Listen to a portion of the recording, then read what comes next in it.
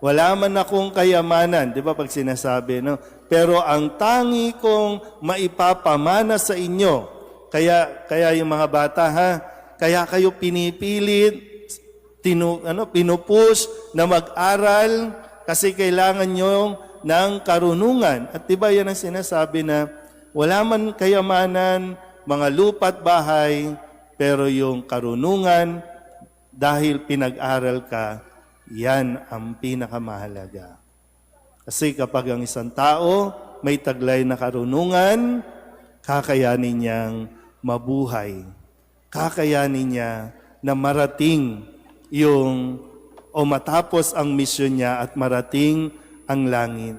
Pero kung puro lang tayo bigay ng pera, no, parang minsan hinay-hinay din, ha? Sa mga lolo't lola na naririto, ha? Hinay-hinay sa pagbibigay, ha? Kailangan nyo silang turuan paano pahalagahan ang isang bagay na pinagpaguran, ang isang bagay na talagang pinagtrabahuhan. Mahirap yung lahat ay nandiyan na. Dahil ang lahat ng bagay dito, mawawala yan. Pero kapag itinuro mo ang tamang karunungan, magkakaroon yan ng higit pa sa nais mong ibigay sa Kanya. At ito ang gusto ng Diyos sa atin, ang ibigay ang langit sa atin. Amen.